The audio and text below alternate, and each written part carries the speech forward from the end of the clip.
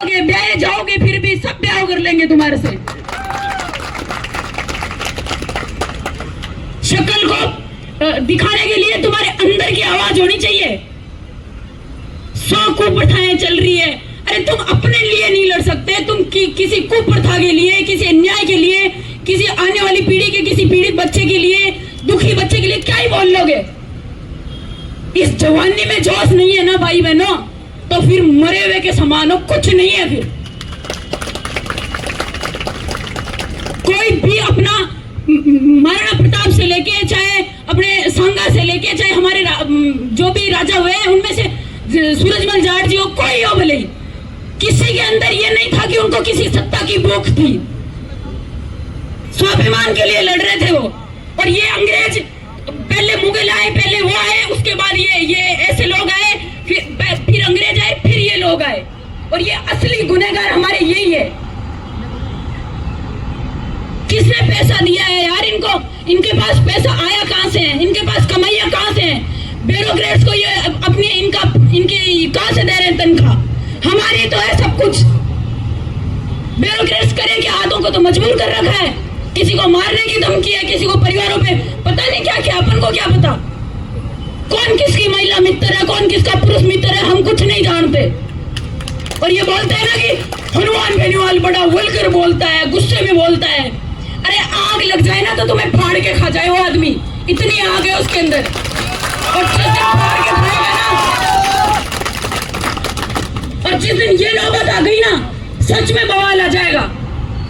दिल्ली तक बैठा हुआ आदमी यहाँ पे 6 दिन से पसीने में क्या अपनी जंग मराने के लिए थोड़ी बैठा है तुम्हारे लिए?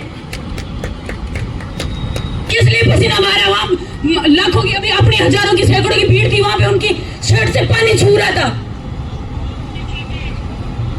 उनके बच्चे तो छोटे छोटे हैं, और ऐसी गंदी राजनीति में तो उनके बच्चों को उतारेंगे भी नहीं, ऐसा टाइम रहा तो। और 28 में अगर जो ये संख्या ऐसे रही ना इन लोगों की, जो काम इनके ऐसे रहे ना, अकेला आदमी फाड़ देगा इनको। मैं अजमेर से बिलोंग करती हूँ।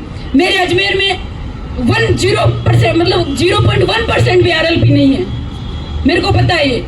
लेकिन हमारे क्षेत्रीय नेता है ही नहीं, कोई उतरने वाला ही नहीं है। मैं हमारे रामस्वरूप लांबा जी लगती है हमारे सांसद। अरे सांवरलाल जाट की औलाद है वो, बीजेपी छोड़ दूं मैं उसकी जगह हूं। तो अन्याय के लिए लड़ने के लिए ताकत चाहिए अंदर। सांवरलाल जी एक हस्ती थे, जिनको आज अपने ये जो हनुमान जी बेनीवाल है ना, आज ये आदमी भी याद करता है उनको, सांवरलाल जाट को। दम था उस आदमी में, उसने अपनी जेबें गर्म करने के लिए अपने लिए राजनीति नहीं लड़ी थी, और उसकी औलाद है ये।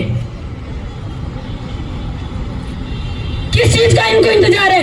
विकास चौधरी हमारे किशनगढ़ के कांग्रेस से है वो। मुझे किसी पार्टी से कोई लेना देना नहीं है। मुझे मरवाए तो मरवाए, कल ही मरवाते, आज मरवा दे भले ही। मेरे तो है, मेरे भाई खानदान में मेरे वंश बैठे हैं, मेरे जाने से बाल भी बंका नहीं होने वाला मेरे खानदान का। लेकिन इनको इतनी शर्म आनी चाहिए कि यार राजनीति को अलग रखो ना, बच्चों के लिए क्यों नहीं लड़ पा रहे हो? क्या मांग रहे हैं हम उनसे? जब रिजल्ट आया था ना, तो कसम से मेरे साथी, एक मेरी सहेली है, उसके पापा की डेथ हो गई।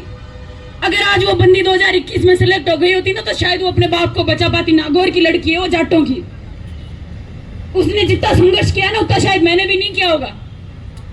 कल परसों मैंने उसको मैसेज किया, मैंने कहा तेरे को आना है? रोने का ही मुझे है कि मेरे फादर नहीं रहे, डायलिसिस करवाने तक के पैसे नहीं थे उसके पास। यार कितने लोगों की सिचुएशन समझते हैं ये? सैकड़ों को मेरे साथियों ने बता दिया कि आधे लोग ऐसे कमेंट करते हैं, अरे सारे किसान की औलादे थोड़ी है, हमने भी लावणी करी है। अरे लावणी का लैब भी नहीं पता तुम लोगों को। इसलिए एक आवाज हर इंसान की आवाज बनने के लिए ताकत रखता है ना, तो तुम तुम्हारे अपनों की तो आवाज बनो, अपने लिए लड़ो। जगत के लिए तुम्हें बोलने के लिए तो तुम्हारे पास सैकड़ों रील्स देख लोगे, फलानी के फॉलोअर, ढीमकी के फॉलोअर तुम फॉलो कर लोगे, लड़कियों के हजारों सैकड़ों फॉलोअर्स है। ऐसी जिंदगी जो जीने से बदतर है कि तुम डूब के मर जाओ फिर तो। मेरे कांटेक्ट में आरएस मेंस की तैयारी करने वाले, मैं पहले पीजी में, मैं खुद जिस पीजी में रहती थी उसमें से 50% लड़कियां आरएस की थी। लेकिन वो भी इस दर्द से 2 साल से एक लड़की कंटिन्यू तैयारी कर रही है, दूसरा मेंस है उसका। मेरा पिछली बार नहीं हुआ, लेकिन मेरा इस बार हुआ। तो मेरे साथ की लड़की है, वो मेरी बेस्ट फ्रेंड है। उस लड़की की राजपूत है। वो राजपूतों को पढ़ाने के लिए बहुत संघर्ष करना पड़ता है लड़कियों को पढ़ने के लिए। वो लड़की इतनी ज्यादा मतलब अब डिप्रेशन में जा चुकी है कि अगर जो अब की बार आरएस नहीं निकला ना, तो शादी से भरोसा उठ गया है लड़कियों का। इतना इन्होंने अंदर से एक इंसान को, एक लड़की होने को मार दिया है। हम जब ऐसा ही बन जाते ना, हमारे लिए आप हमारे गुण देखो ना, हमारी ताकत देखो ना, किस चीज की कमी है ऐसा मूल्यांकन करो ना। औकात नहीं है हमारा मूल्यांकन करने की। इनके अंदर इतनी सी ताकत है कि फटाक से गिरफ्तार करके ले गए। करो ना गिरफ्तार। आवाज नहीं दी है उस आदमी ने। जिस दिन वो आवाज दे देगा ना, पूरी आवाम उसके आगे खड़ी हो जाएगी। मुझे नहीं पता कि हनुमान बेनीवाल जी का राजनीतिक बैकग्राउंड क्या रहा है। मैं कल तक इतना सुनते भी नहीं थी उनको। मैंने पहली बार उनको सुना था जब एसआई के मुद्दे पे उन्होंने बोला था कि इस पे कुछ ना कुछ करेंगे। उसके बाद में वो प्री आ गया था। प्री की पढ़ाई के अंदर मैंने फोन ऑन सब छोड़ दिया था। उसके बाद अब जब मुझे लगा ना कि यार ये आदमी अगर बैठ गया ना, कुछ तो कीड़ा हाथ लगा है, इनको छोड़ेगा नहीं आदमी। और इनका मनोबल हम हैं। और हम अगर हार गए ना, अब अपन इस चीज को सोच लिए ना कि अब होगा ही नहीं कुछ। आधे लोग ये बोलते हैं क्या कर लेगा, 5 साल पहले की भर्ती है, अगर इसको उतरना होता तो कब का ही उतर जाता। अरे भाई, गंदगी में जब पत्तों चालेगी तो गंदगी की वजह हुई है। जब तक वजह ही पत्तों को नहीं तो लड़ाको कटा उतरे, बताओ तो सही। वो भी तो एक सांसद है। दिल्ली में जाके आवाज कौन उठाता है? नेशनल न्यूज सुनी है मैंने कई दफा। नेशनल न्यूज में राजस्थान के लिए बोलने वाला एक जाट है बस। और क्यों नहीं बोलते ये? खाओ ना, मानते हैं जहां न्याय है वहां अन्याय भी होता है। ये एक ताकड़ी है। ये ताकड़ी कमाए, एक तरफ अन्याय है, दूसरी तरफ न्याय है। अगर न्याय ढिल्लो पड़ेगा तो अन्याय ऊपर जाओगे, और अन्याय अगर भारी को न होगा तो न्याय की परिभाषा क्या पता चालती। अन्याय करो, खाओ यार।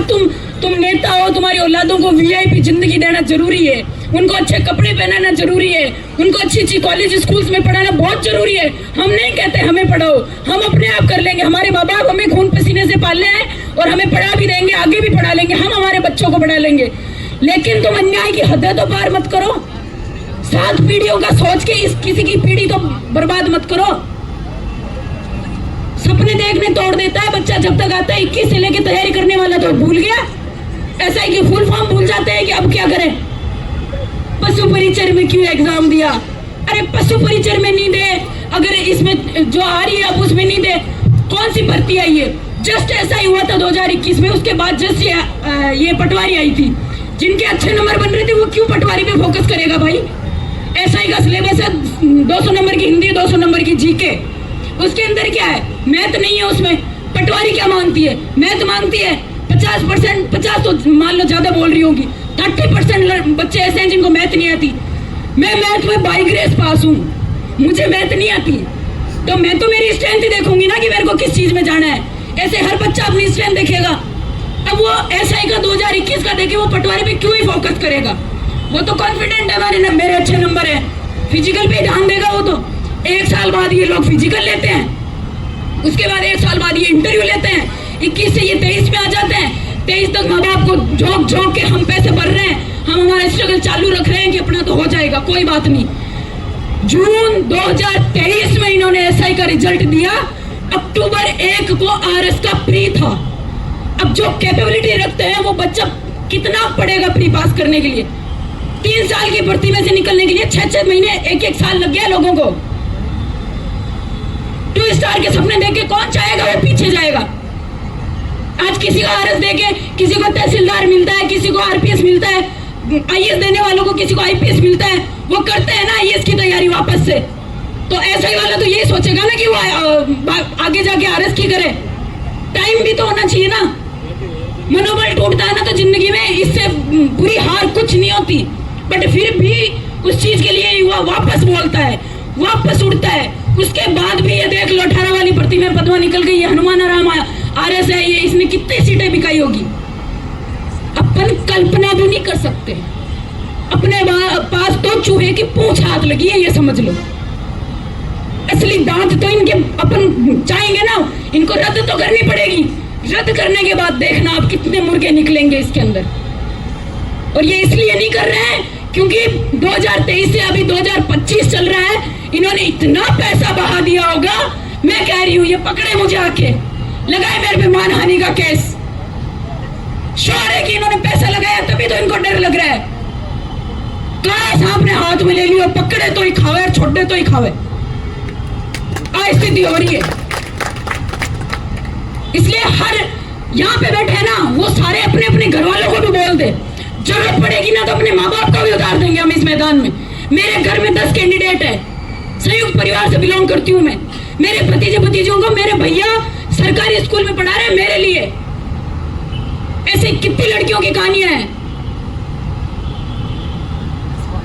इनकी शर्में इतने बिक गई है, इनको सिर्फ पैसे के अलावा कुछ नहीं दिखता। अन्याय का भंडा फूटता है ना तो बहा के ले जाता है सबको।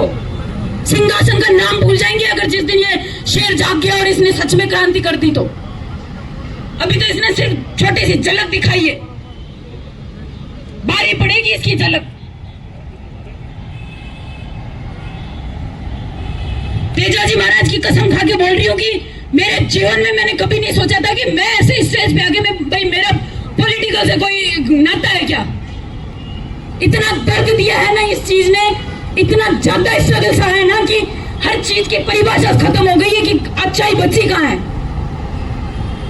मेरे घर में एजुकेशन के नाम पे सिर्फ मैं अकेली, मेरे गांव में मैं अकेली लड़की हूँ। मेरे साथ की 96% लेने वाली लड़कियों का सिलेक्शन नहीं हुआ, शादियां हो गई उनकी।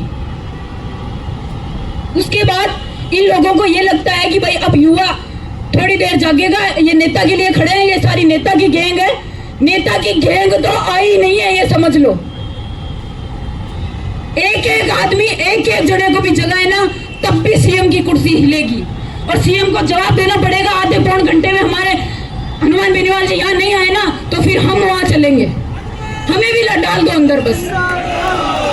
हनुमान बेनीवाल, हनुमान बेनीवाल, एसआई भर्ती रद्द करो, रद्द करो, रद्द करो, एसआई भर्ती रद्द करो, रद्द करो, रद्द करो।